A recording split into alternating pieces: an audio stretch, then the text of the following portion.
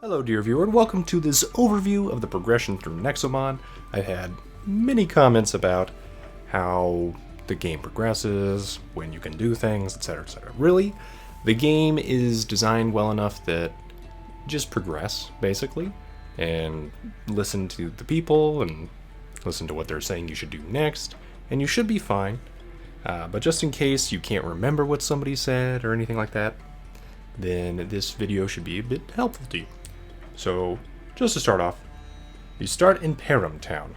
That's the original location of your house, and you slowly work your way to the right. The game is basically designed so you're always working your way to the right, overall. Okay, there are a couple points, such as from the Phantom Citadel, Hilda's domain area, and all that, where you'll take a boat instead of just walking to the next area. And as you can see from the desert to the frozen tundra, there are tracks, which represents the train that you need to take.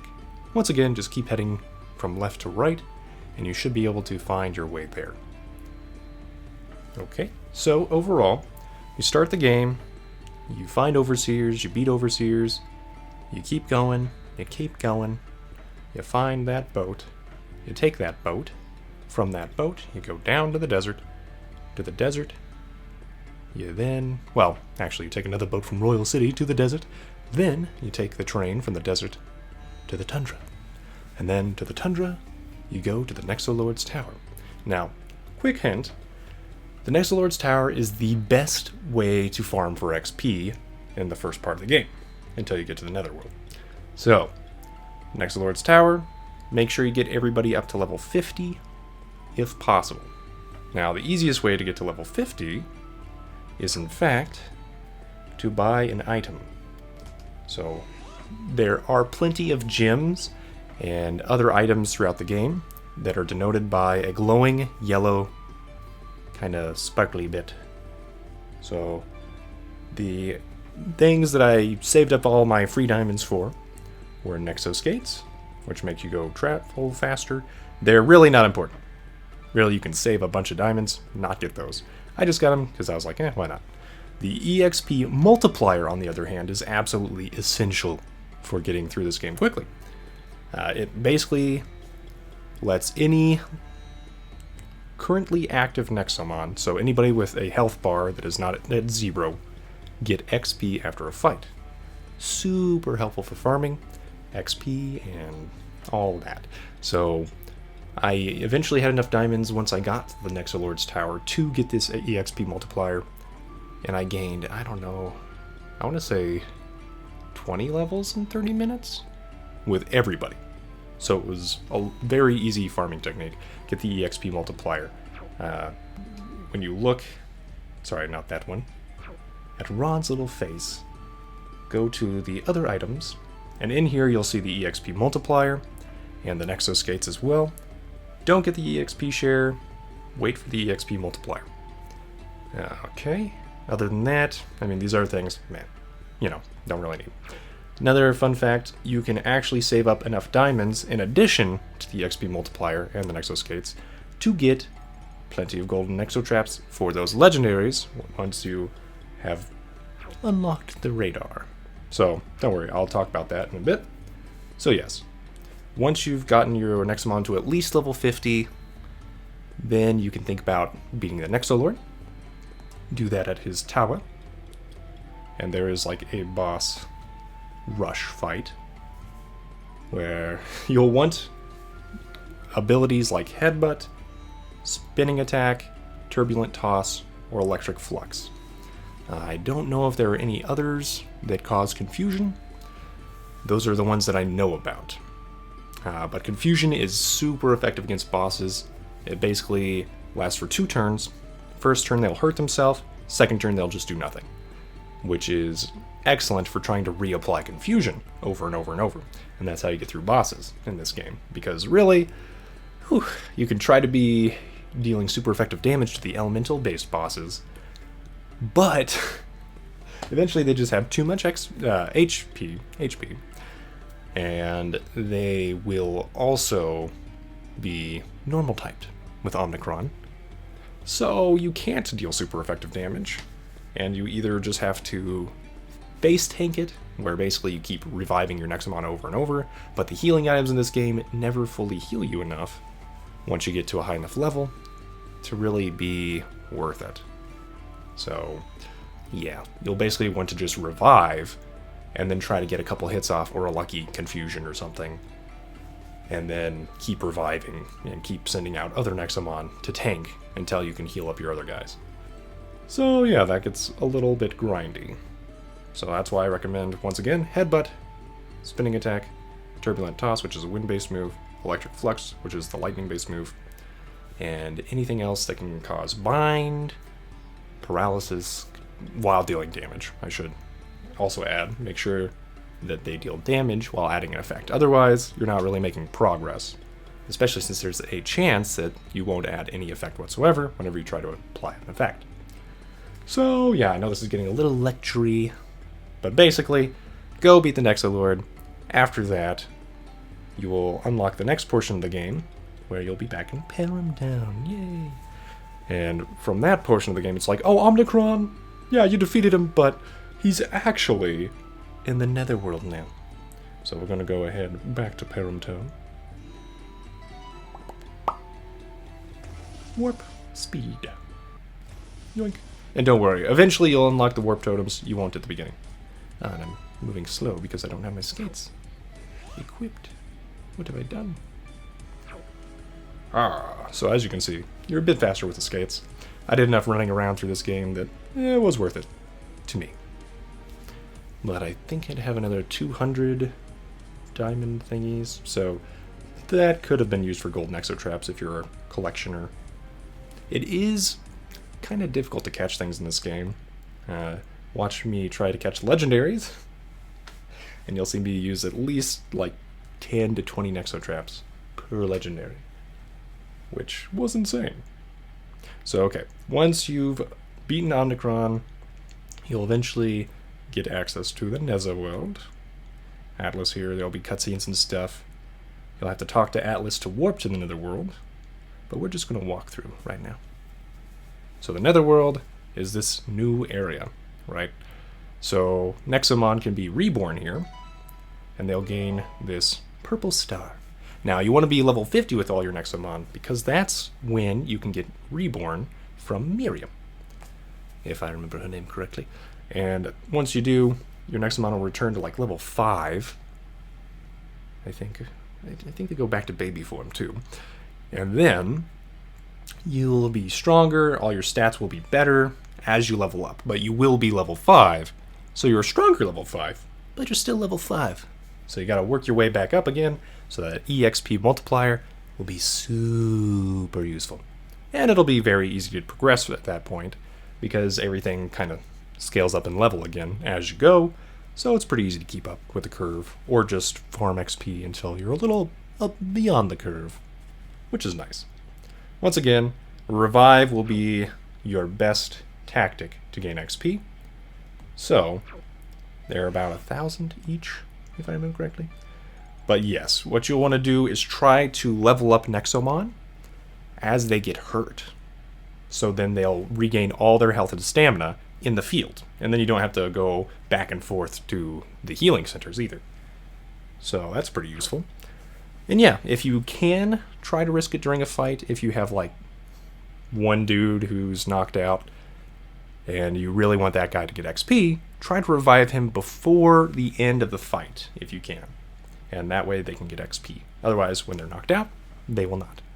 Anyway, you wander through the Netherworld, learn about Wardens and things, and eventually you'll come to this creepy place, beat all the stuff in this creepy place, find some, I'll just go there. In this creepy Netherworld prison place, you'll find that there are warp pads to nightmares, which are kind of like further levels.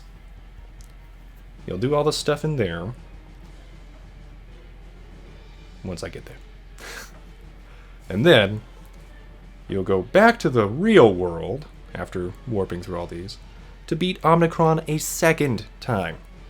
after you beat Omnicron the second time with his ridiculous health and attacks and all that craziness. I think you want to be, what was it? Was I level 60? Basically, I had to get lucky. Once again, confusion techniques, like headbutt, spinning attack, electric flux, turbulent toss, will be your best friend. So, you'll beat Omnicron the second time, then you'll be able to unlock the legendary radar. Now, one reason why you've wanted to be meticulous finding items is not just for diamonds, but for Nexomite. Nexomite are very colorful crystals. I may or may not have some left. Do I have any left? Nexomite. Okay, I do not have any left. But they're the colorful crystals that you see throughout the game. Pick those up. You'll want 41 out of 42 in the game. One is locked up in the Nexolord's old house. You'll get that mysterious key, which I'll show you again. Mysterious key. And that goes to the Nexolord's house in the frozen tundra. You'll unlock it, and in the basement of that house, you'll find Nexomite. So that should be your 41st if you couldn't find it in the Netherworld. So yes, the Netherworld also has Nexomite. Okay, so once you've beaten Omnicron the second time, you get that legendary radar, etc., etc. Then, I can't show you the map, but you can then find legendaries.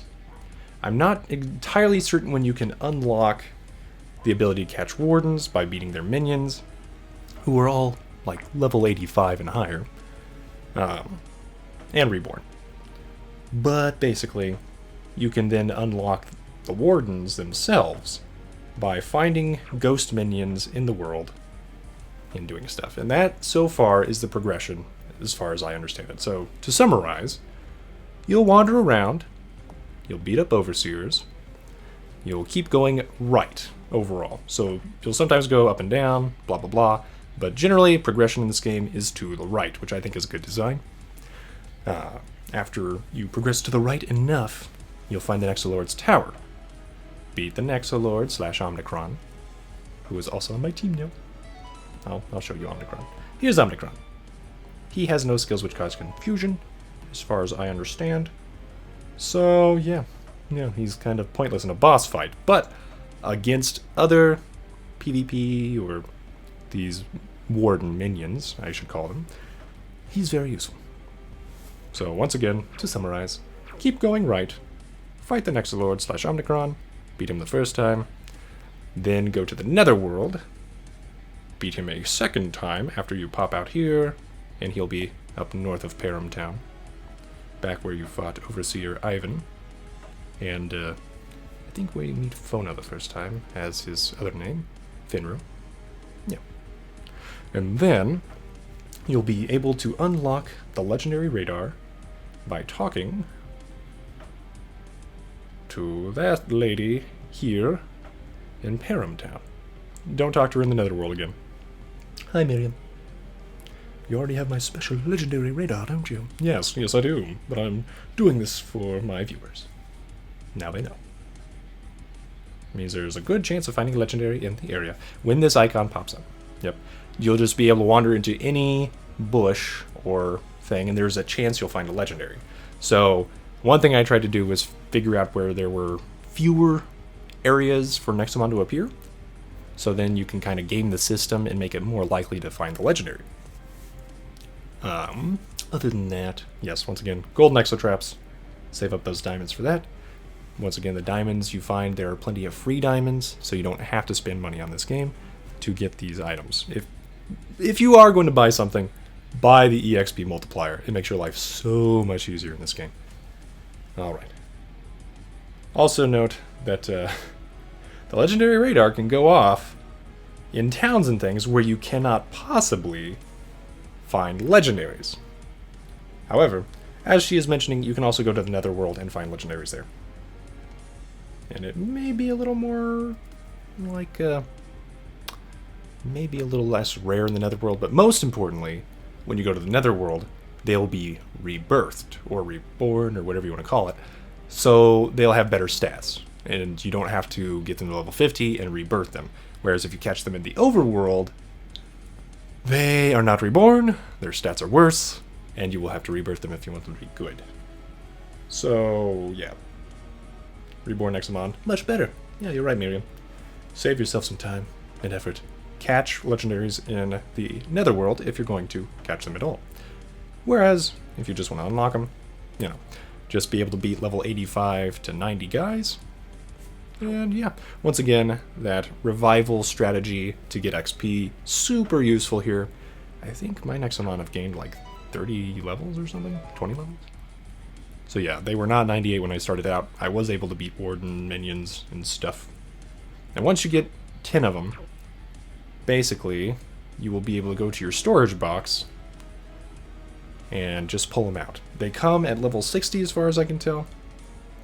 So let's go check out Ogoon, the one Warden I have unlocked. Nope. Sorry. One thing. Those skates, man. They make you fast. So here's Ogoon. He's level 60. He's a legendary Warden. His stats may or may not be better than other legendaries. Hard to tell. His moves, meh. Meh. He's got Solar Flare, which is really all you want if you're facing anything that is not fire. And not a boss. If you're facing a boss, no. Yeah. Meta, I've never been that impressed with as a legendary.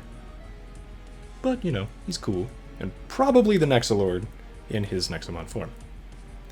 Anyway, once again, just to reiterate progression, start from Paramtown, work your way to the right, follow story events, listen to people, do what they say, basically, beat the Nexolord, go back to Paramtown, go to the Netherworld, go through the Netherworld, come back up here to beat Omnicron a second time, and then, after that, you'll be able to get your Nexomite turned into Miriam. You'll want 41 Nexomite. Once again, one of them is extra. There are actually 42 in the game, but as far as I can tell, it's easier to just get 40 and then come to the Nexolord's house in the Frozen Tundra. And then you'll turn them in here in Paramtown to Miriam.